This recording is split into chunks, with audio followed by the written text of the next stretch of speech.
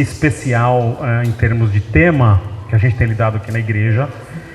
Normalmente, os irmãos que não são aqui da igreja, só para informá-los, normalmente aqui na nossa igreja a gente segue um texto, e nós estamos no livro de Atos, no capítulo 6, indo para o capítulo 7, mas excepcionalmente nesse mês de julho, então a gente decidiu agora eu decidi lidar com os irmãos um tema muito importante para a nossa igreja, que é o tema das Escrituras.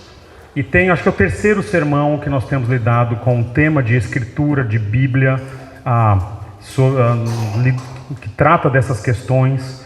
E eu quero então, mais uma vez, pegar um texto especial e lidar com vocês aqui sobre o tema da importância da Escritura, especialmente da Escritura na vida cristã. E é interessante que o papel das Escrituras, ele vai mostrando para a gente um caminho de excelência na vida cristã. E a gente compreende que as Escrituras, elas são essa fonte preciosa de mudança. E nós temos lembrado de versículos-chave nessa área. Obrigado, meu filho. E o primeiro que nós lidamos há 2 semanas atrás foi esse versículo que está no quadro: santifica-os na verdade, a tua palavra é a verdade, num texto que nos ensina que nós estamos no mundo, mas não somos do mundo. E para a gente ser diferente do mundo, a gente precisa de um dos elementos, que é a santificação bíblica. Semana passada, entretanto, nós lidamos com a Escritura como presente de Deus e usamos aquele texto de 2 Timóteo 3, 16 e 17, que diz: toda Escritura, ela é inspirada por Deus e útil para o ensino, correção, a educação na justiça, para que o homem de Deus seja perfeito e perfeitamente preparado para toda boa obra. E nós lidamos com a Escritura como o grande presente de Deus. Um presente que, por ser de Deus, ele é útil, ele é suficiente e ele é infalível, ok? E hoje veio muito forte no meu coração, ao longo dessa semana, um único versículo sobre as Escrituras, um versículo que está num salmo. E a turma que está estudando homilética comigo vai falar: peraí. Outro dia você falou para pregar uma porção inteira, você vai pregar um versículo dentro de um salmo. Vou. Mas na realidade a gente vai lidar com o salmo brevemente, e eu vou colocar uma lente de aumento num versículo que está mexendo comigo há algum tempo, e eu quero trazer para vocês. E esse versículo está dentro do salmo, que é um dos meus salmos favoritos. Então anote esse salmo aí para o meu enterro. Vai ter várias músicas, vai ter esse salmo e várias passagens bíblicas também, mas esse salmo é um dos mais, que é o salmo número 19, ok? Abra comigo o salmo 19. É um salmo para você ler no café da manhã, é um salmo para você ler no almoço. Você vai jantar, você lê esse salmo. Você vai dormir, você lê. Quando você acorda, você lê também. Vai escovar o dente, você lê esse salmo. Quando você estiver cansado, você lê. Quando você quiser relaxar, você lê também, ok? É um dos grandes salmos da Escritura, o salmo 19, o salmo de Davi. E ele diz assim, e vai passar para vocês no slide agora. Eu estou chamando esse sermão de A Fonte, ok? E esse salmo começa assim, olha lá. Primeira parte do salmo, versículos 1 a 6. Os céus declaram a glória de Deus, e o firmamento proclama a obra das suas mãos. Um dia fala disso, outro dia, uma noite o revela a outra noite, e sem discurso nem palavras, não se ouve sua voz. Mas a sua voz, a voz de Deus, ou a voz das testemunhas criadas por Deus, ressoa por toda a terra, e as suas palavras até os confins do mundo. Nos céus ele armou uma tenda para o sol, que é como um noivo que sai do seu aposento e se lança em sua carreira com a alegria de um herói, e sai de uma extremidade dos céus e faz o seu trajeto até a outra, e nada escapa ao seu calor. Primeira parte do salmo. Segunda parte do salmo vem agora. A lei do Senhor é perfeita e revigora a alma. Os testemunhos do Senhor são dignos de confiança, e tornam sábios os inexperientes. É esse o versículo que a gente vai dar hoje, ok? Mas seguindo no salmo aqui: os preceitos do Senhor são justos e dão alegria ao coração, e os mandamentos do Senhor são límpidos e trazem luz aos olhos. O temor do Senhor é puro e dura para sempre, e as ordenanças do Senhor são verdadeiras, são todas elas justas, são mais desejáveis do que o ouro, do que muito ouro puro, são mais doces do que o mel, do que as gotas do favo. E por elas o teu servo é advertido, e a grande recompensa em obedecer-lhes. E a última parte do salmo está aqui: quem pode então discernir os próprios erros? Absolve-me dos que desconheço. Também guarda o teu servo dos pecados intencionais, e que eles não me dominem. Então eu serei íntegro, inocente de grande transgressão, e que as palavras da minha boca, ou dos meus lábios, e a meditação do meu coração sejam agradáveis a ti, Senhor, minha rocha e meu resgatador. Esse é um salmo que ele é dividido em 3 grandes partes. A divisão desse salmo é muito tranquila. Eu tenho para mim, inclusive, que se um dia alguém me chamar para pregar de sopetão, chegar assim: você prega, eu pregaria esse salmo aqui, porque é dividido em 3, né? Já aconteceu isso, né? Quando a gente foi enviado para a África, o Marcão deu risada. Agora, desculpa, deixa eu conversar aqui. O Carlos Oswaldo foi no nosso culto de envio.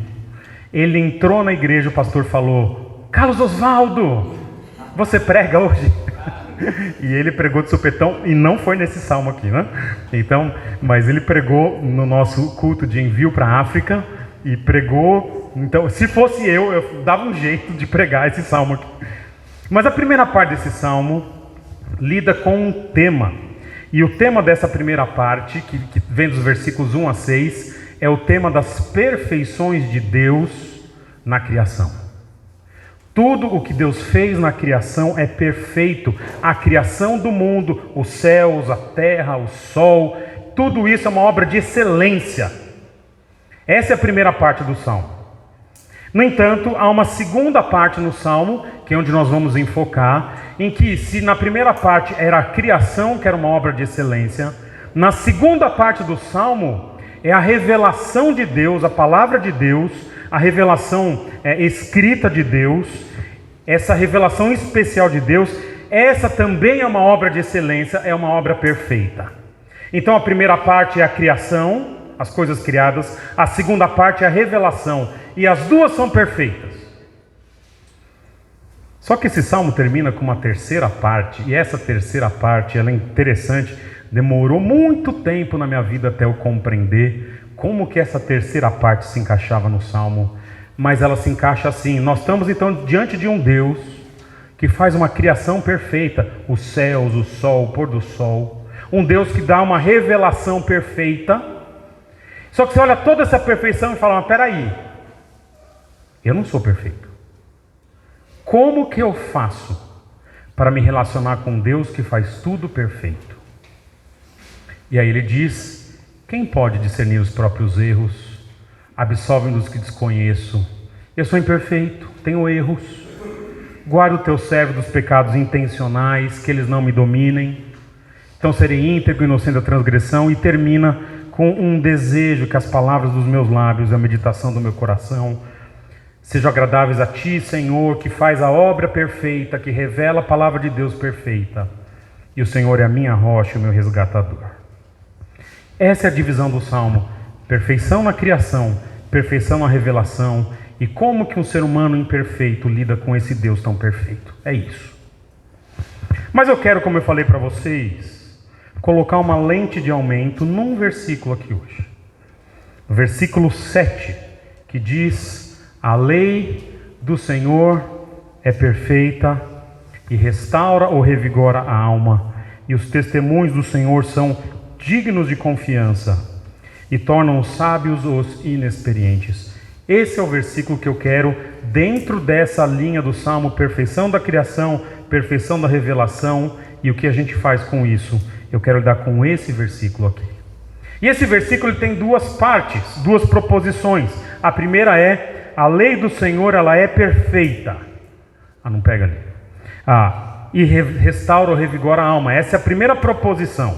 Então é um salmo que tem sempre uma proposição, e essa proposição ela vai ter 3 grandes elementos. A primeira foi: a lei do Senhor é perfeita e revigora a alma. E a segunda proposição vai ser: os testemunhos do Senhor são dignos de confiança e tornam sábios os inexperientes. E em cada uma dessas 2 proposições, o salmista vai começar com uma fonte de autoridade: lei do Senhor ou o testemunho do Senhor. Depois ele vai dar um atributo a essa fonte de autoridade: ou ela é perfeita ou ela é confiável. E finalmente ele vai aplicar esse atributo à vida de quem segue esse Deus, essa lei. Ou ela restaura a alma, ou torna quem é inexperiente sábio. E é sobre isso que nós vamos conversar hoje. Comecemos então da primeira proposição: a lei do Senhor é perfeita e restaura ou revigora a alma.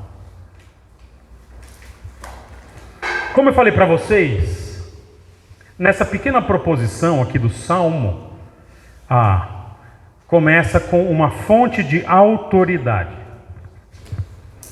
Uma fonte de autoridade. A fonte de autoridade aqui é a lei do Senhor. Infelizmente o slide ficou de um jeito que eu queria pôr um de cada vez, eu não consigo, né, Mateus? Tá bom, desculpa. Mas depois preciso de alguém que manja dessas coisas aí. Fonte de autoridade, o salmista diz a lei do Senhor. E eu quero trabalhar um pouquinho com essa expressão, a lei do Senhor.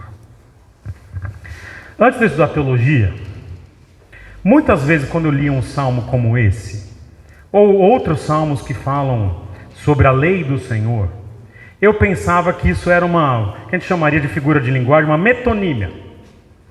Que o salmista estava falando de uma pequena parte do Antigo Testamento, mas para se referir ao todo. Só mais recentemente eu comecei a me dar conta de algumas coisas. Talvez o salmista estivesse citando a lei do Senhor de uma forma um pouco mais específica do que só as Escrituras. E eu me lembrei que Davi é um camarada que viveu por volta do ano 1000 a.C., 3.000 anos atrás. E veja comigo, nós estamos estudando Introdução ao Antigo Testamento aqui na igreja. Quais eram os livros da Bíblia que já estavam escritos no ano 1000 a.C.? Pensa junto comigo. Qual era a Bíblia que Davi tinha? Se Davi fosse na biblioteca dele, fosse pegar a Bíblia, qual era a Bíblia? Quais eram os livros que tinha para Davi? Fala comigo. E aí, o que tem lá? O que vocês acham?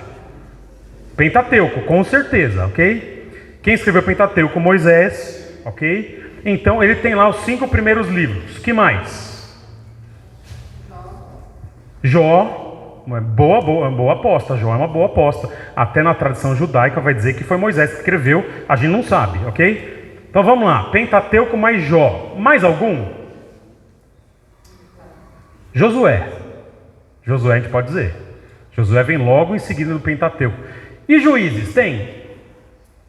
Se a gente partir da ideia que Juízes foi escrito na época da monarquia, é provável que não tivesse Juízes. É possível que alguém estivesse escrevendo Ruth. Talvez já tivesse alguns salmos de Davi. Você tem o Salmo de Moisés, 90. Só. Essa é a Bíblia de Davi. Pentateuco, Josué, Jó, um salminho ou outro. Essa é a Bíblia que Davi tinha na prateleira. Então quando ele diz a lei do Senhor, ele não está pensando na escritura de forma geral. Ele não tem a dimensão do que vai vir depois ainda. Ele está pensando na lei, possivelmente a palavra que ele usa, Torá. Ele está pensando no Pentateuco, talvez. 5 livros.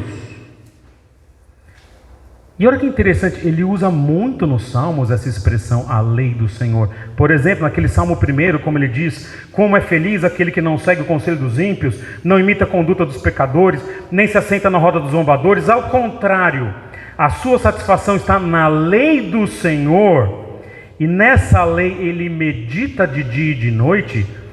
O que nós podemos entender é que Davi está pegando Êxodo, Números, E é nisso que ele está meditando. Já pensou? Já pensou? Ah, você fez devocional no que hoje? Cara, eu estou em Números. Né? Qual lista? Né? Uma daquelas ali, né? Já pensou? Faz devocional em Deuteronômio, Levítico.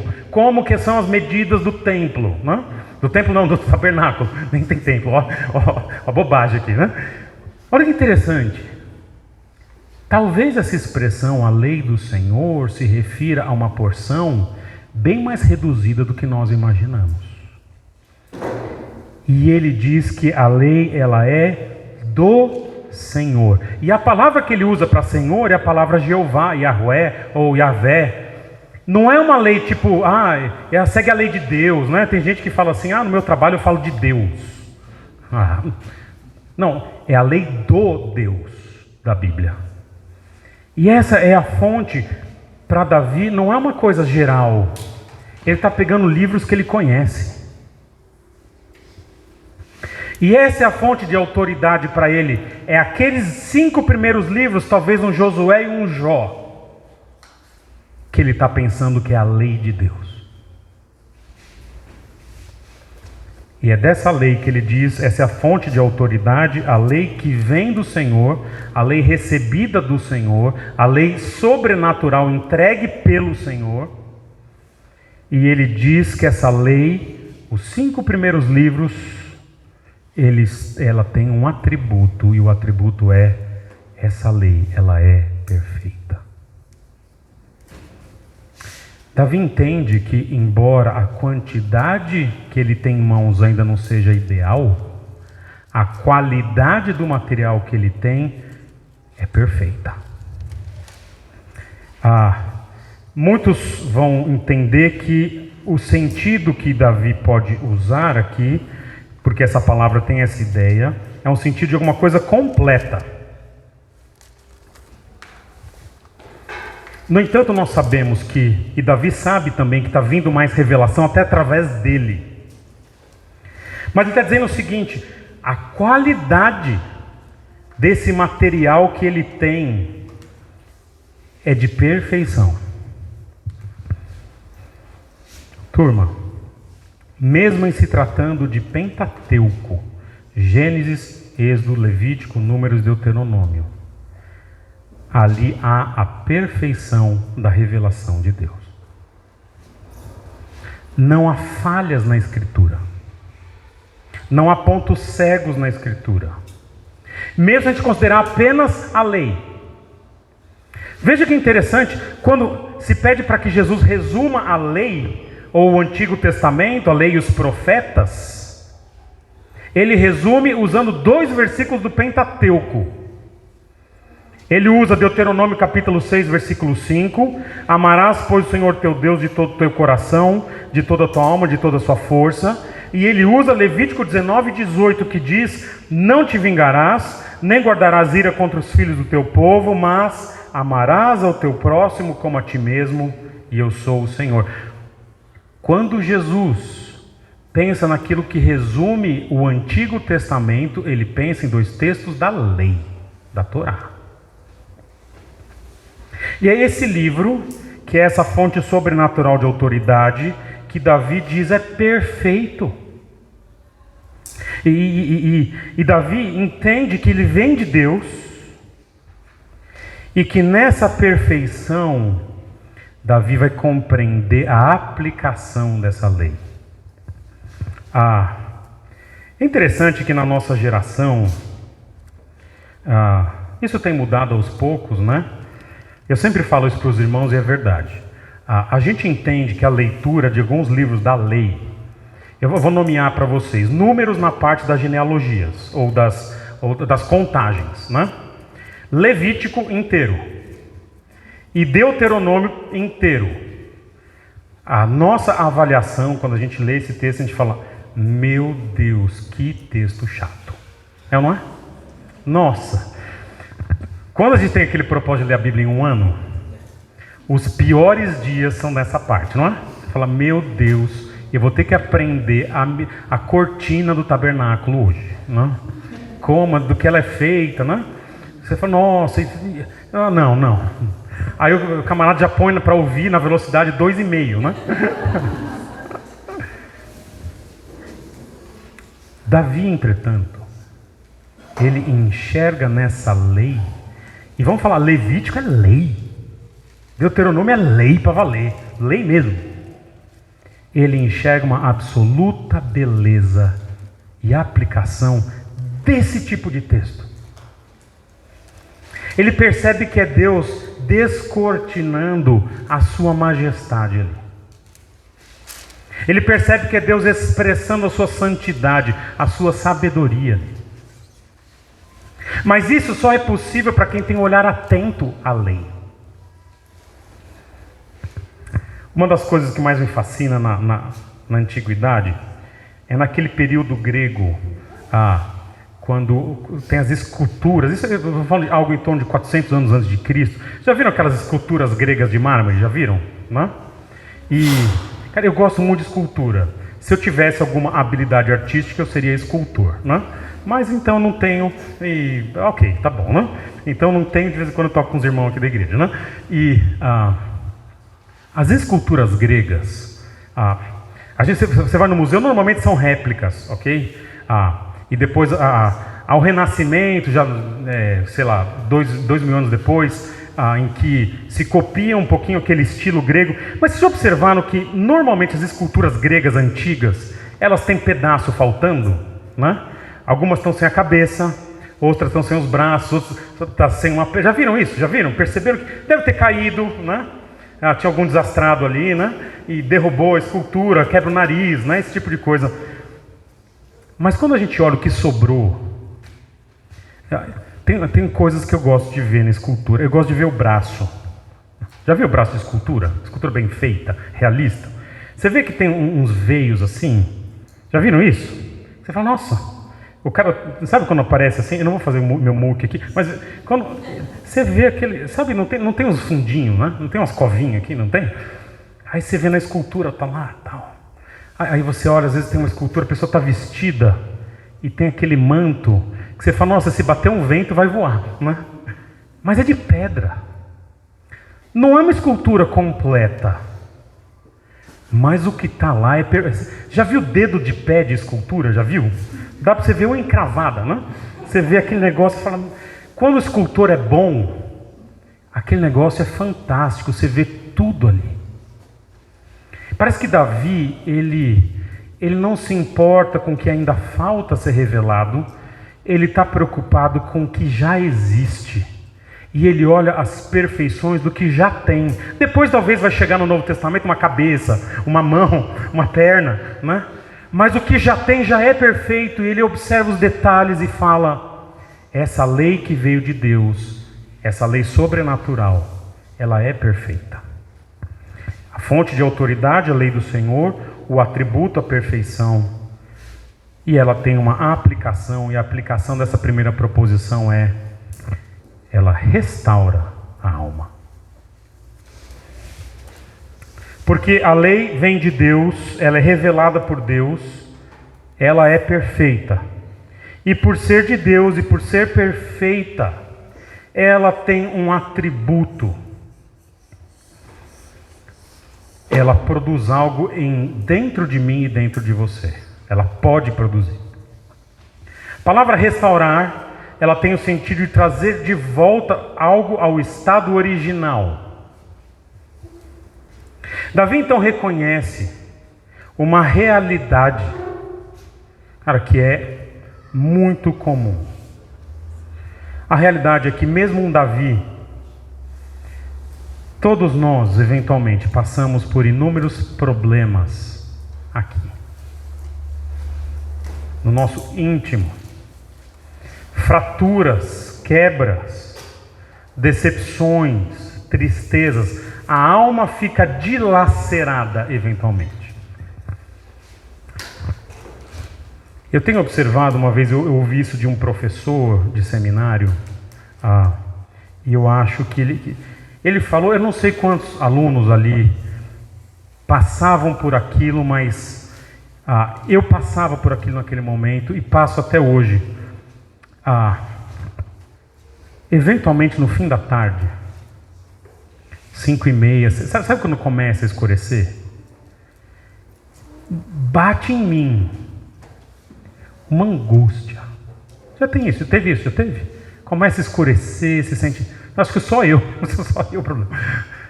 Havia uma angústia, uma tristeza, às vezes inexplicável. Você vai vendo a escuridão chegar e as coisas aqui dentro vão...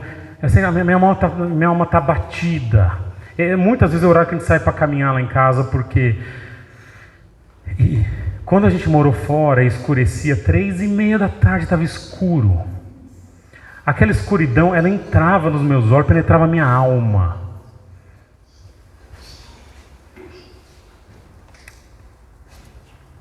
Almas de crentes, nossa alma, nosso íntimo, às vezes ele está quebrado, turma. Essa é a realidade. A gente não consegue, nas nossas emoções, no nosso coração, manter tudo bem o tempo todo. Às vezes as pessoas pisam na bola com a gente, às vezes a gente é a causa do problema, o nosso próprio pecado e tudo mais. Só que o texto diz que essa alma quebrada, ela pode ser restaurada. E o processo de restauração, ele depende de um fator, que é essa compreensão do que é a lei de Deus na sua perfeição.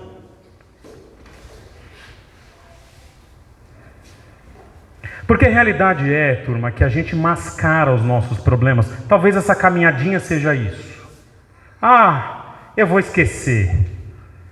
O que o texto está dizendo é que, assim, para resolver o problema, às vezes sempre, é através da Escritura.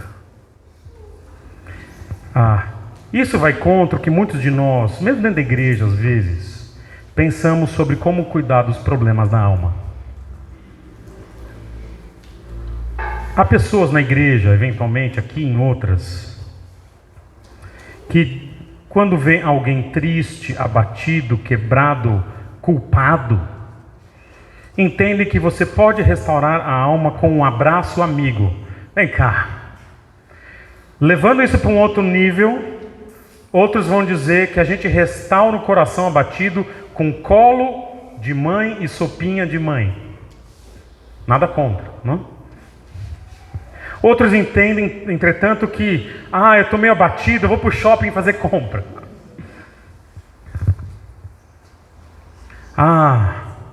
Uma viagem na praia resolve, não é?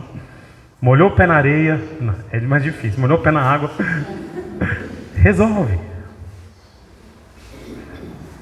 Outros partem para drogas mais pesadas. O camarada fala, toma um remedinho, acalma. Outros acham que é preciso de mais experiências, conviver mais com pessoas. Mas não é isso que a Escritura está dizendo. O que restaura uma alma abatida, quebrada, sofrida, amargurada, pecadora, aflita, seja lá o problema que for, o que faz com que a alma volte ao seu estado original é o trato verdadeiro, direto, amoroso da lei do Senhor, da Escritura, mesmo do Antigo Testamento, aplicada de forma correta àquele indivíduo. E tudo isso que eu falei para vocês, abraço amigo, colo de mãe, shopping, praia, medicação, tudo isso, turma, às vezes é como colocar um band-aid numa fratura exposta. Tratar câncer com água com açúcar. Chá de erva cidreira, vai lá no quintal, né? Câncer se trata com cirurgia, ou químio, ou o que for. Fratura, você coloca de volta. E a Bíblia ela faz isso com a alma. As Escrituras às vezes precisam vir. Sabe quando alguém quebra o braço? Eu nunca quebrei nada, eu só vi gente quebrar. Minha mãe e outros irmãos, enfim, quebraram. Quando quebra eventualmente, o médico diz assim, espero que você não ouça isso. Desculpa, eu vou ter que colocar no lugar. Já viu isso? Já viu? Não é? Você paga para o caminho. Não precisa, tá bom assim. Às vezes o tratamento, ele dói. Na escritura dói. Do médico eu não sei. Da escritura às vezes dói. Porque normalmente o trato da escritura, ele é direto. É a cirurgia. É direto, ó. Às vezes é sem anestesia, não? Mas resolve. Porque diz o texto, a lei do Senhor é perfeita. E por ser perfeita, ela tem esse atributo de colocar uma alma no lugar. Vai doer, mas vai voltar ao seu estado original. Essa é a primeira proposição que está no texto. A lei do Senhor é perfeita e revigora a alma. E no mesmo versículo é colocado em paralelo uma segunda proposição, que será bem mais rápida, ok? Calma aí, aguenta um pouquinho, né? E a segunda proposição é: o testemunho do Senhor é digno de confiança. Mas você fala, na minha Bíblia está no plural. Ok, há versões que estão no plural. Eu peguei da fonte que eu usei, o versículo está no singular. O testemunho do Senhor é digno de confiança e torna sábio os inexperientes. Mais uma vez, é a mesma estrutura, ok? Então, como é um versículo em paralelo, o famoso paralelismo semítico, né? Hebraico. Então, nesse paralelo nós temos a primeira proposição que diz uma coisa e a segunda que acrescenta um pouquinho de informação. Por isso que o segundo é mais rápido. Ele só muda algumas coisinhas e ele começa dizendo o testemunho. E quando está no singular essa expressão, o testemunho do Senhor, mesma palavra Jeová e Yahweh, o testemunho do Deus da Bíblia. Quando essa palavra está no singular no Antigo Testamento, é uma referência muito clara aos 10 mandamentos. Como por exemplo, está em Êxodo 32:15. E voltando-se, desceu Moisés do monte com as 2 tábuas do testemunho nas mãos. Essas tábuas inclusive ficavam depois disponíveis na Arca da Aliança. Então quando se fala testemunho na lei no Antigo Testamento, se refere normalmente aos 10 mandamentos, ou de forma um pouco mais ampla aos 5 primeiros livros da Bíblia. Então é uma repetição aqui, com só uma ideia de enfatizar os 10 mandamentos aqui. Olha que interessante. Então a lei, essa palavra que é usada, a palavra para testemunho, a lei ela expressa algo de Deus, ela testemunha algo de Deus. Assim, turma, a gente tem na mão um documento que expressa quem Deus é de forma muito fiel. Sobre quem Deus é, sobre quem o homem é e as relações entre Deus e o homem. E tem que ver com esse registro. O testemunho é a ideia de que Deus é de uma forma e Ele deixou isso escrito. Essa é a nossa fonte de autoridade. E Davi diz, o testemunho do Senhor, esse registro sobrenatural, ele é confiável, ou digno de confiança. Mesma palavra no Antigo Testamento usada para aqueles que creem, e Abraão creu, isso lhe foi imputado como justiça, é essa palavra para crer. Então, tem versões que vão usar, o testemunho do Senhor é fiel, que tem que ver com fé. Mas o ponto aqui é que as escrituras elas são confiáveis. É interessante quando a gente faz uma obra, como a gente foi feito aqui na igreja um tempo atrás, a coisa que mais preocupa quem faz a obra não é muitas vezes o senso estético, se vai ficar bonitinho ou não. Até talvez a gente pinte essa estrutura de metal de branco um dia, não sei. Enfim. Mas o que foi mais importante para a gente aqui? Vocês lembram o tamanho da grade que tinha aqui embaixo? Arthur, você pode pular aí que você nunca vai afundar. Pode pular. Não, pula agora não. Já a gente põe o piso aí. O importante é o alicerce. Você vai numa casa, você precisa saber, você vai comprar uma casa, não olha a cor do azulejo, quer dizer, olha, né? Mas mais importante que a cor do azulejo é o tipo de ferragem que foi lá no chão. Eu lembro uma vez um familiar meu foi ver uma casa e o muro da casa tinha uma barriga enorme assim. Fazia um negócio assim. E aí foi com um arquiteto e o arquiteto falou, olha, isso aqui preocupa. Casa boa. Olha, bonitinha, novinha. Mas ele falou, isso aqui preocupa. Falou, olha, se eu fosse o senhor, e estava o corretor de imóveis junto, né? Falou, se eu fosse o senhor, não comprava. Falou, meu pai que estava lá. Eu já falei quem é, né? E aí, olhou lá e o corretor ficou até bravo. Não, mas isso não é nada. E o arquiteto falou, olha, desculpa, mas pode não ser nada. Mas há uma ideia de que esse alicerce aqui não está sendo suficiente para o peso que vem atrás. O que o texto está dizendo é que a escritura é firme. Você pode pular, ela está lá, ela é de confiança, vai por mim.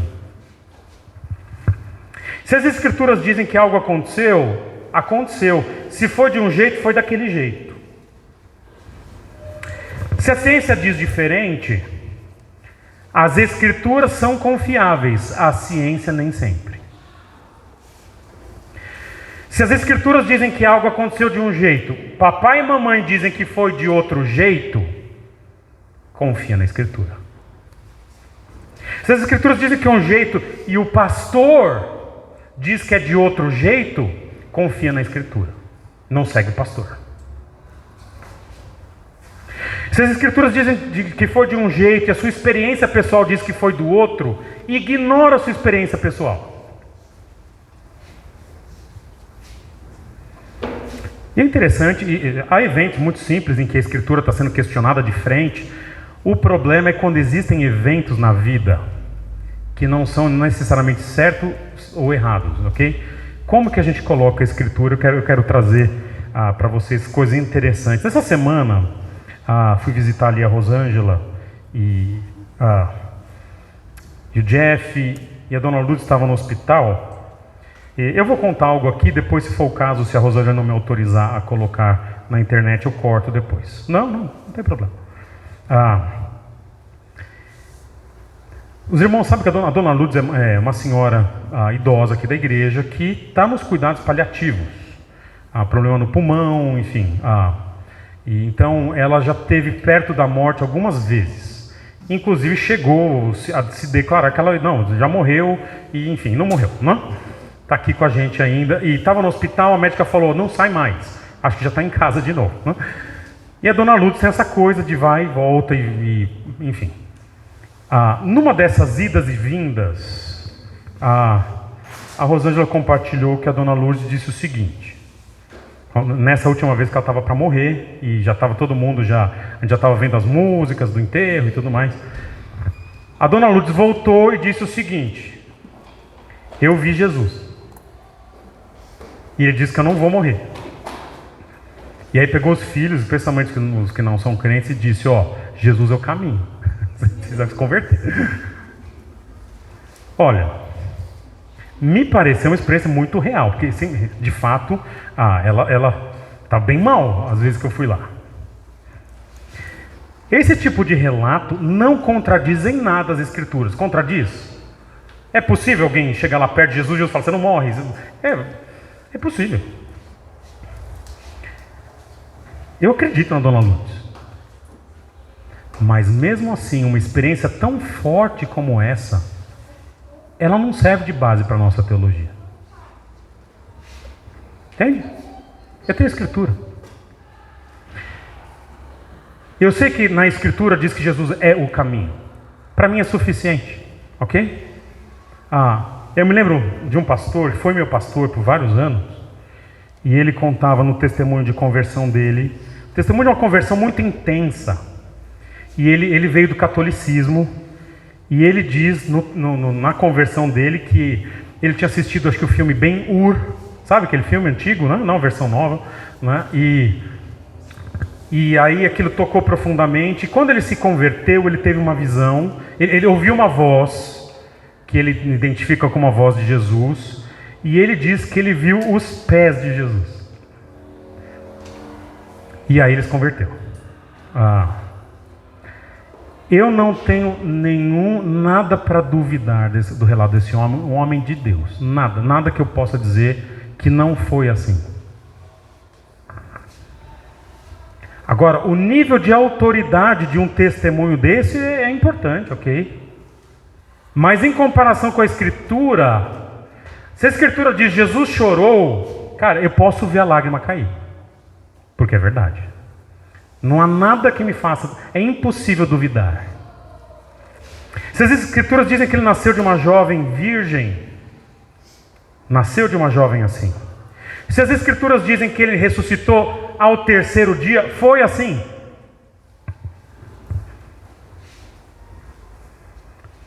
E na vida da igreja, a escritura, ou a lei, que seja a lei, é digna de confiança. Isso é muito importante, sabe por quê? Na vida de uma igreja, a gente conversa o tempo todo, imagino, e a gente se aconselha mutuamente. E até eventualmente alguém chega para mim e pede uma opinião.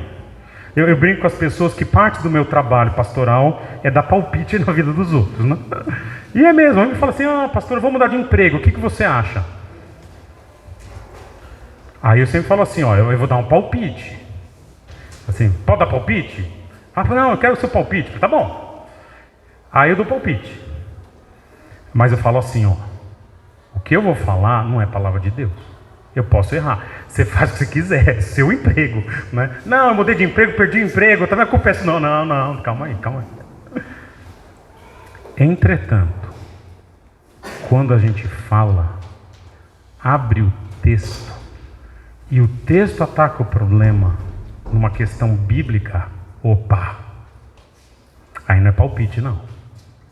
Aí é algo que é assim. A gente não pode ter, nas relações da igreja, um índice de acerto de 50% nas questões fundamentais. O nosso índice de acerto tem que ser 100%. Esse é o ponto. Nas questões que não são relevantes, ou que não tem certo e errado, é só palpite mesmo. Mas que é certo é 100%. Olha o que você está fazendo aqui, é errado. Prova para mim, lê esse texto aqui. Os testemunhos do Senhor é o registro de quem Deus é, na sua essência, na lei, nos 10 mandamentos. Eles são dignos de confiança, ou é digno de confiança, e tem uma aplicação que é com a qual eu quero terminar nosso tempo juntos aqui. A aplicação, então, é: este testemunho torna alguém que é inexperiente em um sábio. Esse versículo tem que ver, então, essa parte da aplicação, com uma característica. Essa palavra inexperiente, ela é usada no Antigo Testamento para se referir a alguém ingênuo. E é tão interessante que na nossa cultura há uma certa valorização das pessoas ingênuas. Olha, é uma moça ingênua, né? É um rapaz ingênuo. Isso é quase um elogio, né? Nas Escrituras, ingenuidade é defeito. É um problema espiritual, inclusive. Até quando vocês, ingênuos, inexperientes, irão contentar-se com a sua inexperiência? Estou citando Provérbios 1:22. Vocês, zombadores. Então, ele coloca o inexperiente, o ingênuo, na categoria, logo em seguida, dos zombadores. Provérbios 9:6. Deixai os insensatos e vivei. Deixe os ingênuos e vai viver. Andai pelo caminho do entendimento. Veja, ser ingênuo não é a pior categoria que tem em Provérbios, tem piores, ok? Mas é uma categoria que revela algo sobre o indivíduo, é um indivíduo imprudente. Ele está andando com gente do mal e está achando que é gente do bem. Não está atento às armadilhas da vida. E vamos ser sinceros aqui, todo mundo que está aqui, independente da idade, ou foi, ou ainda é, em algum assunto, inexperiente ou ingênuo. É ou não é? Eu sou. Pode admitir isso? Sou. Tenho sido em algumas áreas. Mas Davi entende que isso é um problema. E é um problema que tem uma solução. E a solução é a compreensão das Escrituras, a começar pela lei. E a palavra que Davi usa para sabedoria, torna sábio ou inexperiente, é a palavra mais importante para sabedoria no Antigo Testamento. Esse camarada vira um sábio. Eu acho interessante que na nossa perspectiva cultural brasileira, sabedoria está muito ligada à idade, não é isso? Em outras culturas também, culturas que valorizam a velhice, algumas culturas europeias, asiáticas, o indivíduo que viveu mais é considerado mais sábio. E com todas isso, eu não quero desprezar esse tipo de experiência, em algumas coisas é realmente verdade, me parece verdade. No entanto, em termos de sabedoria bíblica, não são os anos que produzem sábios na Escritura. Na Escritura, os anos produzem velhos. E a Escritura produz sábios. Quando você junta as duas coisas, a velhice com a sabedoria bíblica, aí sim, aí nós estamos diante de um gigante. O tempo produz velhos. A Escritura, com o tempo, produz os sábios. E é interessante que nessa perspectiva de que pessoas inexperientes se tornem sábias, às vezes a gente vê na igreja jovens, bem jovens, ensinando os mais velhos. Eu acho interessante isso. Não talvez no nosso caso aqui na igreja, mas também eventualmente, considerando-se os 15 anos que eu sou dessa igreja, às vezes pessoas de gerações mais antigas têm tido muita dificuldade em lidar com as questões da vida, porque estão baseados na sua experiência e não na experiência da Escritura. E a Escritura tem esse condão de transformar um ingênuo, um inexperiente, em uma pessoa sábia. Duas proposições: a lei do Senhor é perfeita e Ele restaura a alma. E o testemunho do Senhor é confiável e torna quem é inexperiente, torna em sábio.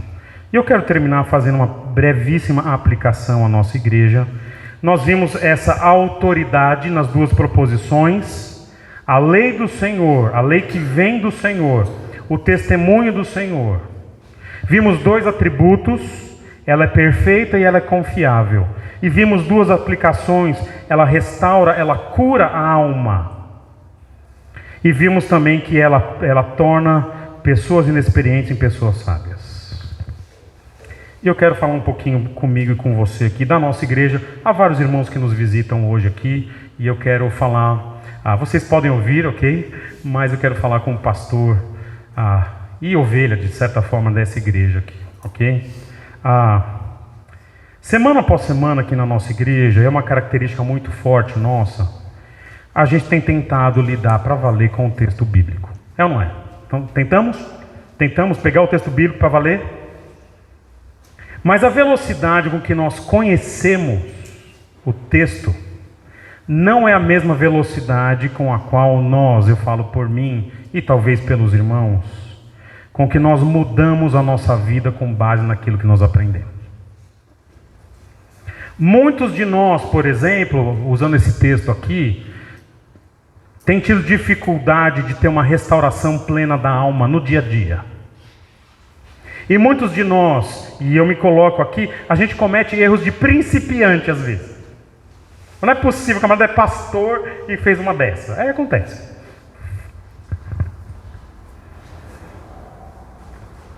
O que eu tenho para mim e para você é que, se a gente não mudar nossa mentalidade aqui na igreja, de que o que a gente conversou no domingo deveria estar vivo no nosso coração como objetivo para os próximos 6 dias, no mínimo, de aplicação, de viver, de pensar, de discutir isso no almoço, de ir para o quarto orar um pouquinho e falar: cara, é isso que eu quero.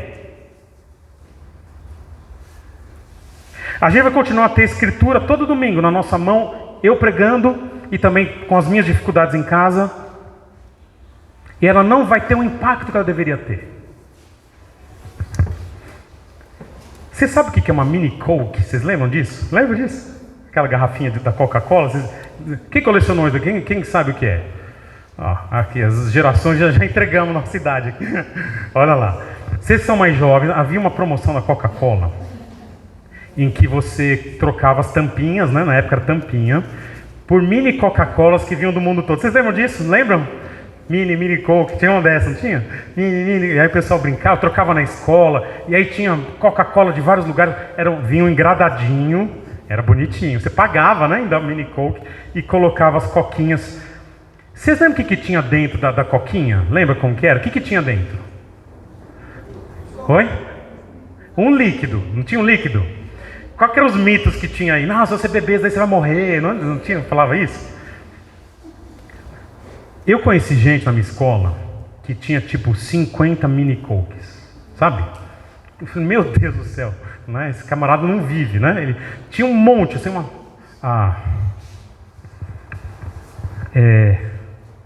é um baita de um troféu no quarto você ter uma mini coke. Eu acho que se a gente procurar nas nossas coisas, eu devo ter guardada uma mini coke lá. Se eu tiver um dia eu trago para vocês, né? Agora você imagina se esse indivíduo que tem 50 mini cokes ali, mini coquinhas ali, se ele um dia chegar, acabou a água da casa, não tem nada para beber, e ele olha lá e fala, olha, tem a mini coke. Fala, serve para nada. Não vai beber aquilo. Estar na igreja, ouvir sermão, estudar a Bíblia, e não aplicar, é ter um quarto cheio de refrigerante e não poder beber. É isso que a gente tem feito eventualmente. Eu tenho feito. E talvez você também. Então nessa semana, se sua alma estiver aflita, vai ser as Escrituras que vão curar. Que vai curar. Se a gente se sentir tolo, tem decisão para tomar, é nas Escrituras que a gente vai ter que buscar a nossa direção. Ah, pastor, eu não entendo as Escrituras. Tudo bem, eu também não entendo muitas vezes. Eu te indico materiais, cursos, tem Palavra da Vida aqui do lado. Mas são as Escrituras que são perfeitas e confiáveis, e por causa disso, desde a lei, ela restaura a alma e torna alguém inexperiente em um sábio. E é isso que eu tinha para nós hoje. Vamos orar. Senhor, muito obrigado, porque as Escrituras, elas são água pura, que a gente pode e deve consumir, e não deveriam ser um troféu na prateleira, que na verdade a gente não usa e não pode usar, muito pelo contrário. E eu te peço hoje, que ao meditar, seja no Pentateuco, que a sua lei que é perfeita, que ela restaure a minha alma e a alma dos meus irmãos. Ao olhar a sua revelação tão confiável, que eu e outros irmãos que somos tão ingênuos, no mau sentido, que o Senhor nos dê uma visão de sabedoria para a nossa vida. E que essa seja a base do nosso ministério, da nossa igreja, uma escritura que é estudada, mas uma escritura que é colocada em prática a cada dia na nossa vida. Esse é o meu pedido e gratidão em nome de Jesus. Amém. Legal. Turma, quem está nos visitando